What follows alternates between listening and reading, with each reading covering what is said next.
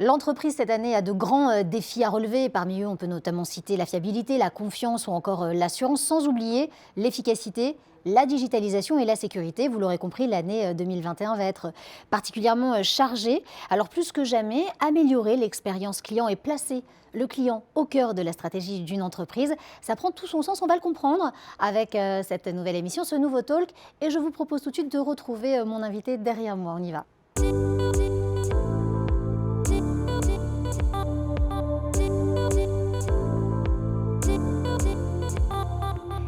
Et mon experte pour ce talk sur la relation client, Sandra Colomb, bonjour et bienvenue. Bonjour. Ravie de vous accueillir aujourd'hui.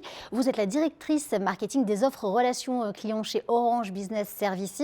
Et alors, je l'ai dit en préambule, beaucoup de nouvelles aventures pour les entreprises, pour ce qui les attend en 2021, plein de défis à relever. Alors, on fait peut-être un retour en arrière. On a vu que cette pandémie, elle a largement accéléré la transformation de l'entreprise, sa digitalisation notamment. Est-ce que vous avez pu percevoir des nouveaux besoins pour ces entreprises ? Alors effectivement, les entreprises ont subi une grosse transformation en 2020 avec le Covid et aussi le contact center, qui est, je dirais, le poumon de l'entreprise quand on gère la relation client. Principalement, le premier élément, ça a été le télétravail. Et donc aujourd'hui, les entreprises, c'est dans une logique de comment je pérennise les processus, les méthodes que j'ai mis en place sur le télétravail. Alors autour, bien évidemment, du poste de travail qu'on confie aux collaborateurs pour pouvoir gérer les interactions, sur l'unification de l'ensemble des outils, qui est un vrai challenge pour les entreprises, mais aussi dans les processus, l'organisation de tous les jours du contact center. On a des petits rituels et aujourd'hui, les faire à distance, c'est quand même bien différent que quand on est en physique, on a les small talk, etc., qui permettent de créer la dynamique. Donc ça, c'est vraiment un enjeu pour l'entreprise de recréer un peu tous ces événements et puis de simplifier la vie du collaborateur avec les outils. Donc effectivement, selon les entreprises, ça a été plus ou moins simple de mettre ce télétravail en place. Mais globalement, au final, au bout d'un an, la majorité ont réussi à faire ce passage-là. Et donc aujourd'hui, ils sont plus dans une logique maintenant de comment je vais gérer toutes mes interactions, puisque avec le Covid, sur certains secteurs d'activité, il y a eu une croissance énorme des contacts, notamment si on prend le cas du tourisme, on comprend bien entre ceux qui voulaient annuler, reporter, on connaît tous l'histoire. Et puis aussi les nouveaux modes de fonctionnement, puisque plus possibilité d'aller dans les magasins. Donc il y a eu une accélération de la digitalisation du service client. Un exemple, c'est le click and collect, dont on parle depuis très longtemps, mais finalement, il a explosé avec le Covid. Ce n'était pas simplement que, je dirais, les organisations avec des magasins, mais même les petits restaurants, pour pouvoir survivre, ont appliqué finalement les méthodes des grands. Donc tous ces phénomènes aujourd'hui, c'est les attentes finalement des clients, c'est comment je vais arriver à maintenir, à pérenniser et puis à modifier ce qui ne fonctionne pas. Donc ils recherchent l'évolutivité des solutions pour pouvoir s'adapter à l'écosystème. Le centre de contact, ce que je disais, c'est le poumon, donc il y a plein d'entités dans l'entreprise qui gravitent autour du contact center. Et puis les solutions aussi autour de ce contact center, ce n'est pas simplement qu'une plateforme avec la gestion des interactions, mais c'est le poste de travail, j'en ai parlé tout à l'heure, c'est également les outils pour planifier la vie, l'organisation du contact center. C'est aussi plus de flexibilité, c'est comment je peux consommer ma solution en fonction de mon activité, qui peut être saisonnière. On a connu la crise, mais heureusement, on espère que demain, les crises seront derrière nous et qu'on aura un mode, le new normal, comme on l'appelle. On croise les doigts.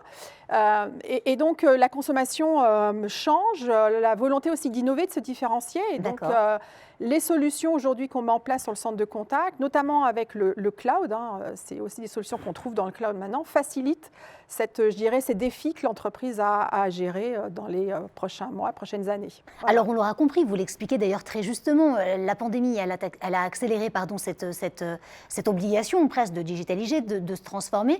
Est-ce que vous avez remarqué au travers de vos collaborations avec les entreprises par rapport à cette relation client, etc., qu'il y a des freins malgré cette volonté de vouloir cette transformation profonde ? Alors oui, il y a des freins, mais d'ailleurs, ils ne sont pas forcément liés qu'au Covid, hein. C'est des freins à la fois structurels de l'entreprise, parce que les entreprises, elles ont une histoire, un existant, alors que ce soit par exemple sur les outils de l'entreprise, au sens ce qu'on appelle le système d'information de l'entreprise. C'est aussi l'organisation, les silos qu'il peut y avoir dans l'entreprise, hein. Le marketing parlait au marketing, les ventes aux ventes, etc. On voit bien qu'aujourd'hui, la customer experience ou la relation client, elle a besoin de transversalité. Donc on dit casser les silos. Alors c'est facile à dire, hein, c'est très très compliqué à mettre en œuvre. C'est en profondeur dans l'entreprise, c'est du change management. Et donc c'est parfois compliqué d'entraîner. Ça doit être aussi une stratégie de l'entreprise en tant que telle de mettre le client au centre de ses préoccupations. Donc voilà, donc ça c'est des défis qui sont là depuis, je dirais, un certain temps, hein, mais qui sont à gérer et d'autant plus rapidement qu'on est dans un monde qui bouge en permanence. Oui. Et puis que nous, en tant que consommateurs, on attend aussi les choses rapidement, à l'instant T quand on en a besoin. Donc les entreprises sont aussi dans des logiques de comment je fais pour favoriser ce qu'on appelle le do it yourself, hein, donc faire que le consommateur finalement il trouve ses infos par lui-même, et puis derrière, en cas de nécessité ou d'escalade, de pouvoir atteindre les fameux centres de contact. Donc voilà, c'est les défis qui sont aujourd'hui dans l'entreprise et qui persistent. Et puis il y a aussi les entreprises qui sont, je dirais, historiquement plutôt orientées vers le vocal. Il faut faire la bascule vers le digital, donc ce qu'on appelle le digital first. Et donc là aussi, c'est les défis qu'elles doivent relever aujourd'hui.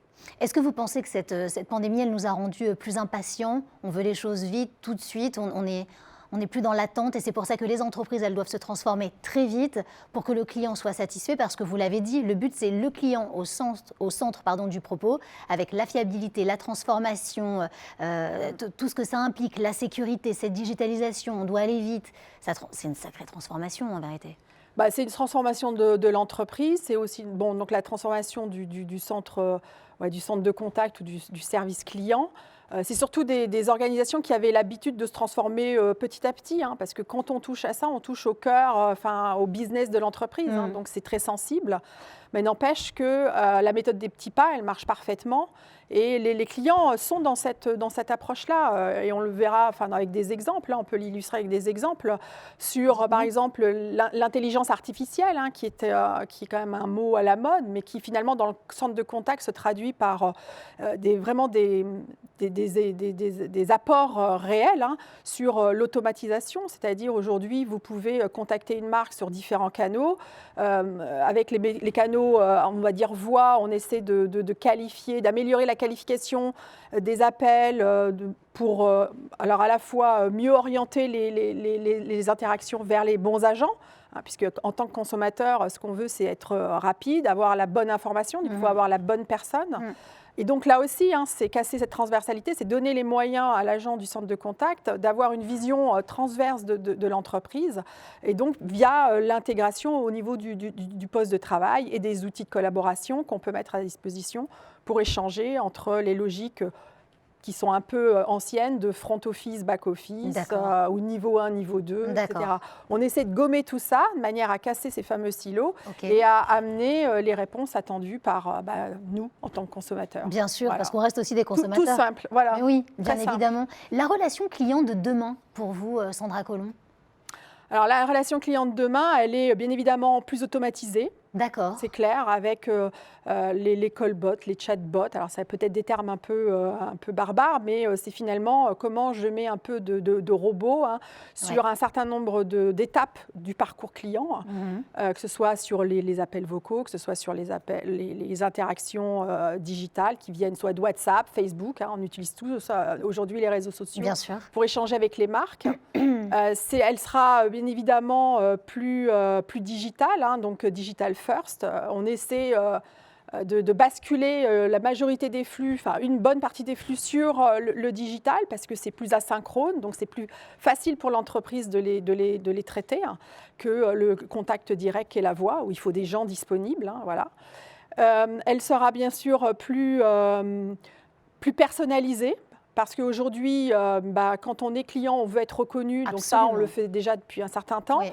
Mais la personnalisation, c'est aussi la contextualisation de l'info qu'on va amener au niveau du collaborateur pour pouvoir mieux répondre aux attentes du consommateur ou du client.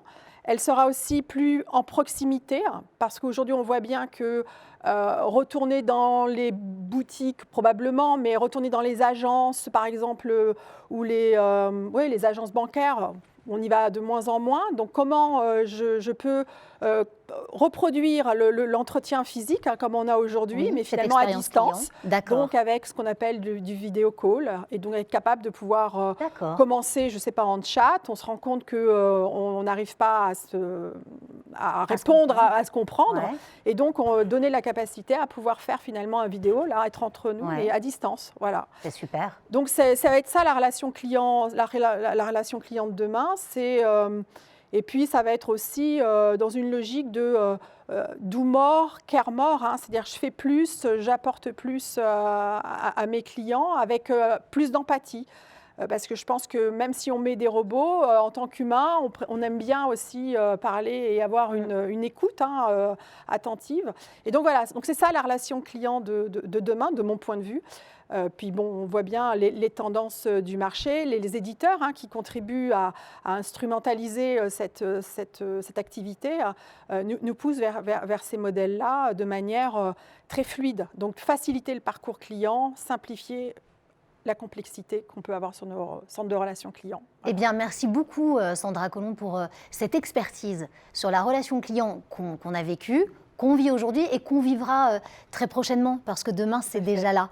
Et c'était très intéressant d'avoir votre point de vue là-dessus. Merci d'avoir été notre invité aujourd'hui. Merci à vous. Quant à nous, on se retrouve très vite pour un nouveau talk avec un autre expert. Alors, restez bien avec nous jusqu'au bout.